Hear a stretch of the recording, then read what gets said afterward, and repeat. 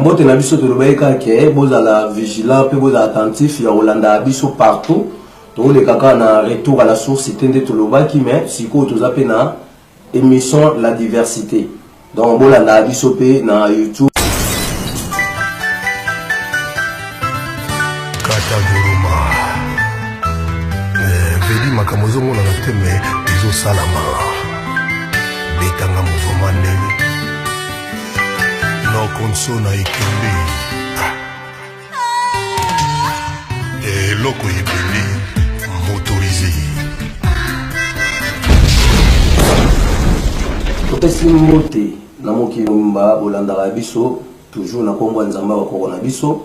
ndenge lobamaki uta kala ete bato mayele bakobotama tozaka biso mo te me toza ebele kandi toyebisaka bino mabombani ya 444 000 livres ya l'homme noir avec un cahier en charge tokoloba ebele te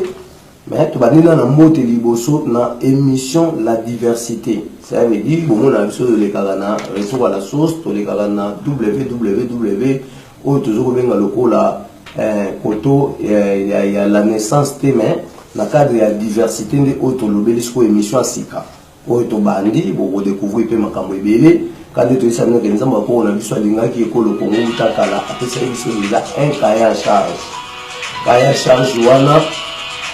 charge wana ezali na mabombani oyo ekolakisa moto moyindo histoire na ye depuis le commencement jusqu'à nos jours c'est-à-dire eza makambo ali sécurité mais eza siko makambo ya motu il faut esala toyebi ke distraction eza ebele na kati ya mokili et surtout na kati ya ekolo kongo esika masolo ebandaki mais lelo tobombeli bino te tozolobela sikoyo boyei ya motu na kati ya mokili puisque confusion eza ebele bato bazoyeba te motu ayaka ndenge nini baafricain ebele to mpe bacongolais baplonge na masolo ya bana israel oyo moïse abetaki nzoka nde akosaki mais biso mpe sikoyo bakoko na biso bayebi opesa biso révélation ya un cahier en charge oyo ekodétermine mpe koprécise réalité ya esika masolo nyonso ya mokili ebandaka donc na point 1 na biso tolobaka ke mokili oyo tozomona lelo biso tobotani toyeba yango malamu ete eza mpe na bato oyo bazali lokola biso me bavivraka liboso na biso e bato wana nyonso bavivraka liboso na biso batiaka établissement parcours moko oyo ezopermettre biso lelo tose retrouver na baévolution oyo nyonso toomona ça veut dire makambo nga na obeta na defi yango na bible te makambo nga na obeta selon nos ancêtres bantou selon bakoko na biso baafricain selon bakoko na biso bakongwa to mpe bacongolais tolobaka déjà ke kombo afrique ezala kombo na biso te bamindele bayaka na kombo wana par rapport ya mondele oyo asalaka représentation cartographique ya continent na biso nde babatizaka mboka na biso na kombo na ye mpo seke mutu adesinaka carte ya tripotage mpona kokabola afrique lelo ekoma na 54 pays mais obiso siko tozoloba lelo tozolobela ndenge moto ayaka na kati ya mokili donc oyo ezali inspiration ya bakoko na biso par rapport ya 1000 milliards vision héroïque oyo bango bapesi biso par rapport ya cahier en charge oyo ekoprécise mpe kodétermine lelo bamusicien bayemba nzambe tokomitunaka loposo moyinga auta wapi awa tolobaka euta kala moto azalaka te euta kala mokili ezalaka yango moko nzambe kaka ye moko na mokili na ye ça veut dire ebandela mokili ezalaki nzambe mpe ye moko azalaki nyonso ya makambo nyonso kasi nzambe na bolamu na ye mpe na bonzambe na ye atalaki ete esengeli nakela esika nga na kotya matambe na ngai nde alobaki ke non mokili ezalisama donc na epoke nzambe alobaki mokili ezalisama ere wana azalaki ata na esprit moko te pembeni ka ye moko nde azalaki esprit unique ya mokili momba puisque moto azalaki te nyama azalaki te mokili ezalaki te ka ye moko nde azokoanglobe nyonso mais ntango alobi ke mokili ezalisama na forme oyo alingaki na tiakisa basegonde nde mokili ezalisamaki mbala moko ezalaki te ko nzambe asaleli mokili na 7 jours wana ezali lokuta ya mindele ndenge bayaki kotripote biso histoire mpona tobunga mais histoire sikoyo biso tobeta lelo ezali histoire vrai ya kolakisaka nzambe ntango alobaki ke mokili ezalisama nde mokili esalamaki mbala moko na tiakisa basegonde eyeli banzete bamai banyama to ezalaki deja mais moto azalaki te ça veut dire nzambe asaleli mokili esalami moto azalaki te na kati ya mokili na nsima nzambe ayi kotala ke nyama azali kodevore misisa banzete azoproduire te azolona te azoliaka bamisisa nzete azobebisa nzamba yaki oloba ke sengeli na ko sala muntu ça veut dire mon kilo toujours que banda uta kale sala maka avasa 65 millions d'années muntu azalaka te mais mon kilo vivwa kana nyama mbisi mai biloko pesa mambala moko so la bigenza masai mon kilo 7 jours ezali lokuta ba mindele ndenge bazoya ko blayer biso ba africain pona toyeba historique na biso te mais ka historique na biso ande ba bazo bongola ngona bandenge mususu pona kwa mbriye biso otobenga lokola cerveau to pe mémoire ya to bige ngonga maele ko ki to bima to chama ele ko na mesa pona ko lakisa ba capacité ya ba véritable histoire parce que ba histoire de so ba to betagi ya démagogie ya lokuta et ko da suspendi tant ba to ba découvrir vérité o ezoya parce que to parcourir dans étape moko boya changement ezoya na monde entier et dans le niveau politique et dans le niveau spirituel mbongo na makambo ezoya ko lakisa réalité ya Nzambe par rapport ya bolamu nini o ya ngai biso ba to za na yango. Et on dit que tant que Nzamba yo mona ke nyamazo dévorer mais c'est nzete Nzamba bi kete esengena na sala muntu Nzamba sala muntu mukula mercredi mukula misato Nzamba bi muntu azana kata mokili nde muntu wana utaki na moi akiti na kati kata forêt équatoriale kuna na Busira na kati kata forêt équatoriale muntu wana babenga ke muntu azaki moko lelo to komebele babenga biso ba bantu. Et moi ça utaki na sanza yango tolobi ke na ebandeli ya mokili ezali Nzambe nde alobaki ete mokili ezali sama mbala moko pe mokili ezali sama ki mbala moko na biloko nyonso me muntu azalaki te mokili to omona to salama di avasa 65 millions d'années mutu avivaki na étape sauvage ça veut dire mutu ayaki na kati ya mokili azalaki manzaka milai azaki différent na ngana yo bazaki mutu mwindu ya bande ko ngenga lokola moi lokola ba rayon soleil tanga kitina katikati ya forêt équatoriale mutu azaki baba ezana temps o Nzamba pesaki maloba po banda ko loba ça veut dire mutu azoki maloba tant moi ça komaki na zemi avant babota bana mapasa mibale o batikaki pona batonisa suko mokili ça veut dire bato bande ya mokili moi sina mbanda salaka rapport sexualité pona babota bana mais moi ça zoki zemi na nguya ya Nzambe na lokito ya kake. Quand on dit que mutu vivre ka nyo comme na kata mokili mutu ayaka na mokili azaka na nimbeli ni litu ni elamba zaka mutakala mais quand on va na kata Zamba nde azuko ko lisamaele na par rapport ya connaissance Nzamba bande ko ya ko visiter to pe ko activer ça veut dire mutu abande olia biloko mubesu azena mbelita azali na lutute mutu awata mwana Zamba soki ba matiti ya ba oiza ba sende kati na nzoto nde pese maele azwa otobenga kwa makasa ya minene azipa na nzoto première elamba ya mutu ya wana ça veut dire ba génération so ya kisima et vande elata so makasa te so mindele ba okosa bato ba ola ba film mo fonde ya ko déstabiliser l'homme noir qui ba ko na biso ba kuta ba ko na biso mitakala wana yelo kuta puisque bato ba 1500 basala ka ba dernier de babilamba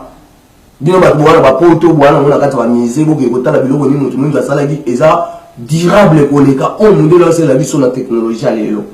bati ba ko sabatu ko zong sa mémoire ba to sima ke o bakuta ka biso to zaka mitakala te bakuta zo zaka mitakala te na opeta skoli solo muntu e bande mukinda zaka mutakala mais ba o ayaki ba génération yaki sima ba sala ba bilamba na ba biloko ebele to kota ti na ba technologie to yo découvrir que c'est l'homme noir ndi muta pesi développement mo kili parce que yem ta créer nyonso yem ta dali base ya humanité maele na yende yango bazwi yango bayibi baki basali babuku pona babanda ko utiliser biso yango to bige mutu vivre étape sauvage mutu ole biloko mubesu azali na moto te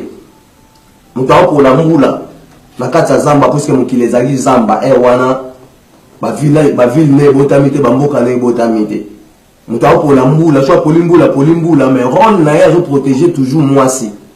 Tant que pour la moula, azumwa si bakimi na kati banzete ozaki trouver banzete dans madusu na kati na ba forme bandaku abata mikuna asali différence ya kokima mbula nde esika oyo idée na ya liboso ko créer ndaku ya ngwana aba bandaku oyo nyoso tozomo ça veut dire mutu no koma mingi mutu azali kolia otobenga lokwa biloko mbesu pa matin azali na moto te so ekake beti pouf mutu azokima moto akake donc kake so ebeti ekuti place matite ezikaki etumbi matiti wala mutu akimi moto wana tango mutu akima moto wana ki atelemi musika tango ayo ozonga nde akomi kogute siko bambuma oyo ezikaki to nyama moko azalaki kidiba na kati ya moto wana oyo ezikaki akake nde akomi kogute kosala différence ya biloko oyo balamba na babiloko ya mobesu tango tobike mutu azali kolia babiloko ya mobesu pamba tazanga imoto mutu azanga ki babisaleli ya misala mais koma ina ngunga moko mutu abandi ko selela oto benga lokwa ba crâne na ba manzaka ya banyama so akuti nyama kufa azui crâne na ngwana achango extrêmement comme mela mai azui manzaka wana akomo meka okata mwambuma mutu awoli ya mbuma soki ndeke lembuma o etela ekwei na se ya kokugute azali manzaka milai donc to bike a passer na étape sauvage eza makambo ya badan FT o bazokosa puisque banda mokile banda munela otika wabota noir te ça veut dire le kuta wana ezoya kobima poisa pona ko écraser force du mal oyo ezipi mokile donc mokile tozokende tokomona makambo ebele ezoya ekobangisa ekoningisa pe kolongola otobenga force maléfique nyonso oyo edetruire mokile nzambe atobike mutu akomaki otozobenga lokola kokima azali kokima moto akake mutu ayo kundula otobenga lokola mabanga ya songe babengi yango l'âge de la pierre taillée. Ça veut dire l'âge de la pierre taillée, la civilisation, tout le monde est en tant que ça va être la classe. Tio de là, et ça, histoire, il y a ébandé la moutou mouindou, mais il y a compliqué à mon andé nae. Parce que ma propre nation, nous avons dit, oh, tu as bien le cola, ma banga est songe, puis la bénisse a dit, on a mboka, mais la bénisse a l'âge de la pierre taillée, après, il y a ça là, l'âge des métaux. Ça veut dire l'âge des métaux, est-ce qu'on a comme ça là, fou, puis à ça là, moule, akomo lamba ba mabanga wana pona ko sa sikoyo ba mabende ezali mundele te c'était otobenga lokola l'homme noir donc otobike mutu akomi ko lamba otobenga lokola mabende mais so totali makambu ya boye ya mutu nakata mokilitolo ba ete aspect ya nzambe bakoko na biso o babengi nzambe mpo mutu lendo ya mbanza velela akelaki biso batu mwindu na makasu amona ki ete makanisi na biso ezali ya otobenga lokola ya makasu to pe ya noir de cola. Ça veut dire que tout le monde basalaki na makasu pour expliquer ndeni makambwani les cas qui ont makasu et honoraka parole la biso est sacrée devant réalité en Zambie aba ça pont ba ko utiliser ba makasu aba ça la boye ba ko utiliser ntsamba to yeba pourquoi ba ko ba pona ki ba bilembo wana ezali na sacrement divine ya ko répondre biso na makamyo sutina kata mabala mutu awanga na ngwa ozate donc bike nzambe ba ko na biso alobi ete bakoko basalamaki na lolenge ya makasu elingo bage mutu mwinda same na lolenge ya makasu pona nini makasu ezali lokola oto benga lokola motema na biso batu pe ezali lokola oto zoko benga lokola makila na biso ya nzoto ça veut dire makasu azali lokola motema na biso batu pe lokola oto benga lokola makila na biso ya nzoto ato bige moto moindo asalamaki na ngambo ya Kalemi na Nyarangongo pays de 7 volcans. Ça veut dire kuna le sika oyo manifestation salama donc on nzamba ono bage mutu azalisama na kata mokili avant mutu utana moi na lokitwa kake na 12 heures akita na katikata forêt équatoriale na Busira manifestation ya nzambe atambusaki mupepe na ye mupepe wana ebetaki makasu etamboli na mupepe yeti na laki Tanganyika eko beta na mutu ya ngando moko boye babengi ye Tanganyika azali ngando abimisaka moto na zolo tina munoko o bamonaka na premier siècle première année uta na kata ba grotte akekota na kati ya lac o lelo ba benga Tanganyika parce que la question sont tuni na ba université tout le monde pour ba benga lac ya Tanganyika réponse vous a été mais réponse ko to pesi ke lac ba benga Tanganyika parce que bamonaka premier ngando uta na ba grotte na premier siècle première année ya notre ère bantu ndeke leo kota na kata lac wana ça veut dire makambo biso to beta grandeur ya makambo ko chama ko na mesa pour na expliquer capacité ya vivre voix des prophètes noirs plus ou moins 444 000 livres oyo ko la kisa ko mabomba ni nyonso ke ba ko la biso ba yeba ki nyonso mais ko boko sela ki ba makambo ba yesi ko kat na biso bilenge puisque ba pesa maili na batata ba pesa ki Kongo lelo ba isko pa na biso bilenge pour na to bimisa bango pe ba bimisa biso donc to bige manifestation makaso esalama ke tambola na mupepe na autre zo benga lokola tabac to pe mungulu ezali bilemo mibale nzamba utilizaki avant ko koya ya mutu na kata mokili c'est que mungulu abande ko zika pona ko bimisa odeur wana soif na emata epesa honneur na ba esprit ya bakoko to pe na yemo ko nzambe akelaki mokili mais makaso ebetaki na mutu ya ngando nde sika oyo mutu mobali akutaki na kata moi akiti na kata forêt équatoriale babengi nzala mpanda.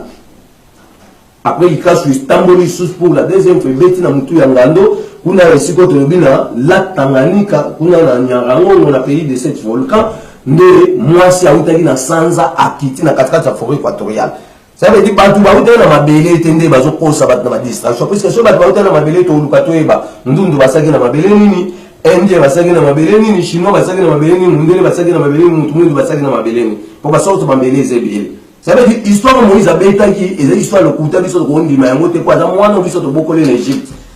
5 livres ya 5 na kati ya Bible ezali documentation à l'homme noir au baïba na kati ya maison pharaonique ya on ba kena yango isali Torah au ba bengi religion na judaïsme ti le bimisi ba tamoul le bimisi ba religion ni on tout confond na ba maïkari na ba kamona tout et uti na kati ba secret ba puissance oyo mutu mwindu asala ke kuna na kati ya otobenga lokola Egypte. Bato bige mutu mwindu asala maki na ngambu ya Kalemi na Nyarango au pays des Grands Lacs et de 7 volcans. Kuna manifestation de salama ki na même tawana nde mutu uti na moya kiti na katikata forêt équatoriale na Busira. Donc tolobi ete création na biso le poso moindo Nzambe alobaki yango soki na keli le poso moindo akokengela zamba pe akovanda na ba mikomboso oyo ezali na kati ya banyama. Ça veut dire que la biso to kengela zamba to décorer mokili to décortiquer on a ndenge ya malamu na ndenge ba bitumbate. Mais bato bazali le koso ya nature bayebi bolamu ni nzamba pesa kite na kati ba nature wani to senge to sala on na transformation mokili ba on wela on sala ba bombe ya mosko yo nzamba azwe ko écraser ba force maléfique wana nyos tout muntu akokoma na bobangi ya kosala esu mabe pambate ba conséquences ezoya ya makambo ebele o ba parcourir na no en vitesse pour na relaxa bokasi bo bango nzambe atangusaki otobenga lokwa makasu kino na laki Tanganyika nde tolobi nde likasu ebetaki na mukili ya utala ya kitina katika tango équatoriale na sima likasu etamboli so ebeti mwasi auti na sanza akitina katika foyer équatoriale elingo bake sanza soka azate mwasi akoyoka posa ya kosala rapport sexuel na mobali na ete baposa nyonso basi bana mona nzoto ezali manifestation ya sanza tokokota makambo kotolobela sanza ndenge ni makambo nango ezali atobike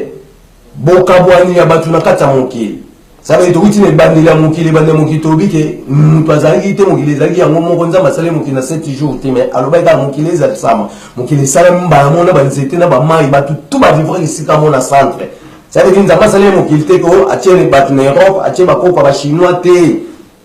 bakoko bazalaka ya batu mwindu